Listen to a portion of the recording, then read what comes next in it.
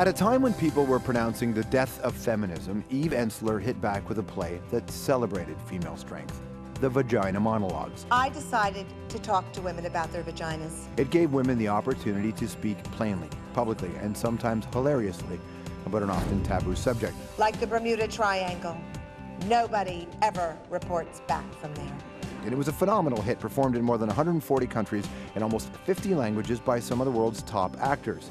But the only actor who hasn't been in it is Eve's son, Dylan McDermott, who she adopted when he was 15 years old. Now, out of the success of the Vagina Monologues, Eve created V-Day, a global movement that demands a world where women and girls can thrive freely and safely.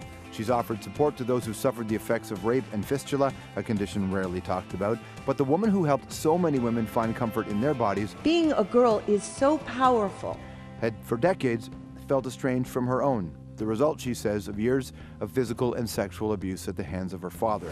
Then, two rather harrowing chapters of her life finally allowed Eve to connect to her physical self, an experience she writes about in a memoir called In the Body of the World.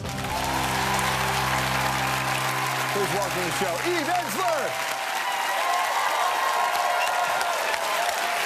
How are you? Nice to see you. Welcome to the show. Thank you. What a treat!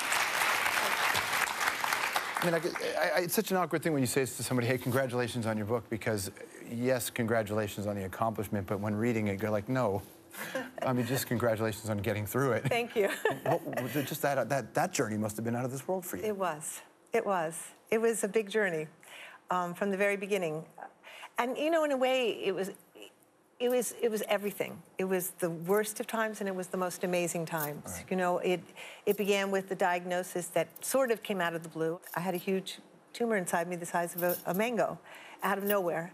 And literally 4 days later, I was at the Mayo Clinic in a 9-hour operation where bodies, organs, parts were taken out, rearranged, and everything changed. Everything changed. So that, do you remember the moment? I mean, you remember the moment you got the diagnosis, but could you describe what that felt like in that minute? Yeah, I think when someone says to you, you have really bad cancer, you kind of die in that moment. You kind of hit ground zero, existential flatline, you're there. And it was, for me, so much of my life had been this attempt to get back in my body. I think when you're abused as a child, or when you're beaten, or when you're raped, or when you're traumatized, we leave ourselves, we leave our bodies. And I think I left at a very young age because there was a lot of violence in my family. Well, the hand of your father, right? Right. Yeah. Yeah, and sexual violence, physical violence all the time. And so this body was a place I didn't want to live in. It was a lot of projected badness, it was humiliation, there was despair, there was shame. And I think if it's true that 1 out of 3 women on the planet have been beaten or raped, there's a lot of women who need to come home, you know, who need to come back in. But each story, while may having some similarities, each experience is so individual. So recognizing that the numbers are huge, but they happen one at a time, is there a process that we can all help get our culture to? Like, yes, I think there is, and I don't think this is like a do-it-at-home manual, like you don't have to get catastrophic cancer to come back into your body. Yeah, he's hoping, right? Don't do this at home, you know? I think there are so many ways. You know, one of the things I've learned in this journey is denial is not protecting us, okay? This disassociation that we think is protecting us. I had signs of my cancer for at least a year. Yeah. Had I paid heed, it would not have gotten to where it got to. Right. You know, we look around and we see all the impacts of climate change, and we're like not really paying attention. We look at economic injustice all around us. We can just go down the list. It is not protecting us. Are you surprised you're in this position? Like where you are emotionally right now and how you feel? Are you surprised you're here? It's ridiculous I'm here. I had stage 4 cancer. I should be gone. Yeah. I mean, I'm on borrowed time now. And it's good. Because one of the great things about having already died is you're not that scared anymore. You can do stuff, you know? And I actually feel now that, you know, I got to come back for whatever reason, and now we have to make real change. We have to really start thinking about how we're gonna stop the madness, stop the killing of the earth, stop the destruction of girls and women, help boys become gentler, beautiful creatures who honor and cherish girls. Yeah. I mean, there's so much to do, but I feel now, okay, let's do it. Watch this when we had William H. Macy on our show. Watch this. My wife went to see the Vagina Monologues. Have you ever seen it? The play so affected her that she came back, and Sophia was still in diapers. And from that day on, Felicity, every time she'd change her diaper, she would say, "You have the most beautiful body. I love your vagina. You are beautiful. You're perfect." Sean Tanaka was an assistant, but Sophia, at age 4, was on a set, and she looked at Sean and she said, "Look, Sean, look at my beautiful vagina," and lifted up her... Isn't that amazing?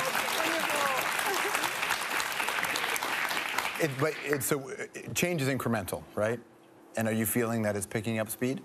You know, I think we move forward, we move back, we move forward. Now we just need to move forward. Right. We have to stop the back part. Where have we moved back recently? A lot of things that, you know, I was traveling around the world last year for 1 Billion Rising, and I went to a lot of different countries, and I could see where now women are coming forward to tell their stories. Now we have laws.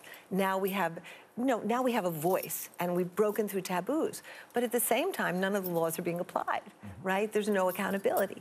Most women don't come forward to tell their stories because they know they're going to go through a whole nother process of being essentially raped in the process of telling their stories. So we have to create better systems of justice. We have to say that it's important that people are held accountable for things.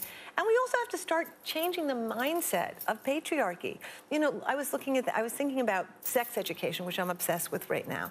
Because if we're going to change a rape culture, we have to bring up boys and girls to know what sex is, what touch is. You know, I interview so many young teenagers, and so many boys have no idea what sex is. They don't have a clue. Girls don't know. So they get together in sexual misery, right? Somebody jumps on somebody, and the girl goes, "That's what sex is? Oh my God, that's a nightmare. I don't want it." And it begins the pattern.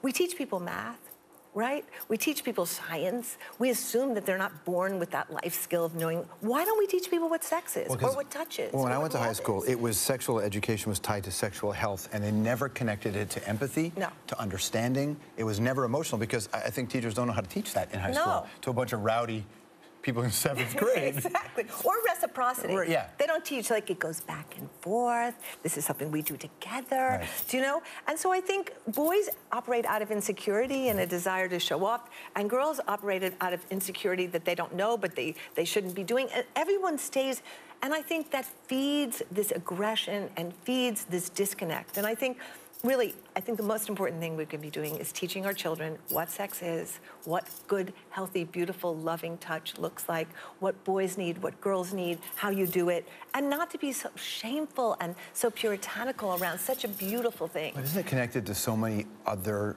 societal issues? So in one hand, you have a lack of access to proper education for one group of people. In another area, you have religion rears its ugly head in its nastier sides. Then you have your just basic oppression. Like, there's so many other things that, like, you can't fix one without fixing the other. No, and one of the things I think we're learning about violence against women is everything's intersection. It's all intersected. You can't look at saying we're going to end violence without looking at poverty. You can't look at ending violence against women without looking at militarization. In the same way, you can't think about ending violence against women unless you look at sexuality itself. And what does it mean to be a boy?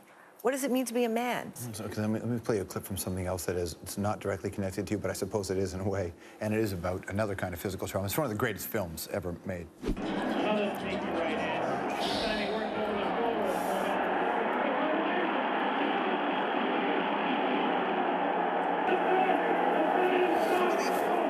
When We Were Kings, one of the greatest movies ever made. Ever. And I think I've seen it 20 times. Did you watched it a lot recently, or when you were going through? Oh, well, first of all, I had a picture of Muhammad Ali at the moment that he knocked out Foreman on my wall. It was a gift to me as I began my cancer journey.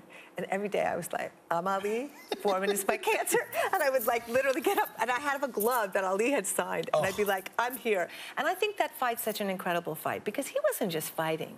He wasn't just fighting that fight for that fight. He was fighting that fight for everything he had stood up for. And everything he believed in was on the line in that fight. And that's why he won that fight.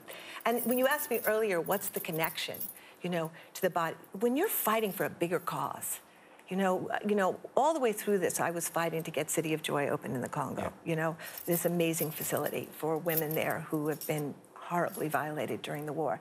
And I had made a promise that they own it, they direct it, but my job was to get the money and provide the resources. And I know every day I got up and I called the director and I was like, I'm fine, even though I was dying. And I was like, I'm gonna live to do that. Right. In the same way, he had to win that fight, you know, for all the things, for standing up against Vietnam, for standing up against racism, for standing up for civil rights. And I think when you're fighting for that big thing, it's much easier to fight than when you're just fighting for yourself. So lessons you're going to pass on to your grandkids, I'm assuming, right? Yeah. You know? More with Eve right after this.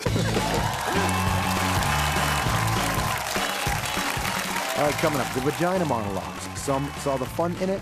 The Vagina Monologues.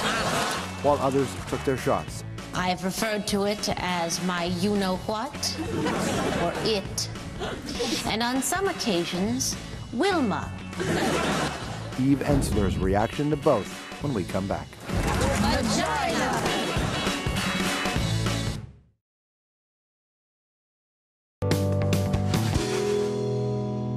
V. Validate it. A. Adore it.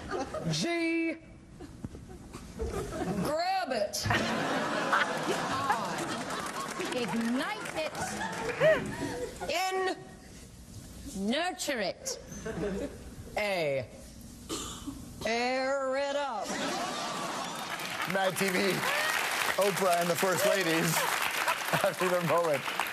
Look, that was good-natured fun, but there have been people who criticized you as well, even other feminists. Yeah, everyone loves vaginas. Yeah, they sure can't do. wait till they come to their town. Well, some of the most surprising criticism has been from people that, you know, they didn't think Germaine Greer would criticize, or even Camille Paglia, but when you heard it, what did you think? Why? Yeah.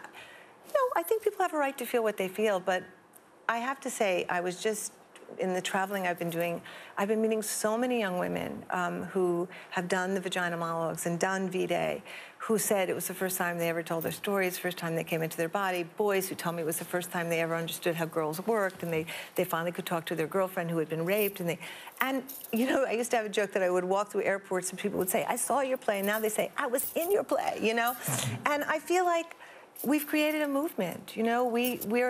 It's been in 140 countries, but this year with 1 billion rising, you know, we put out a call to the world to say, take this idea of 1 billion women rising to end violence against women and dance and strike and rise in your communities.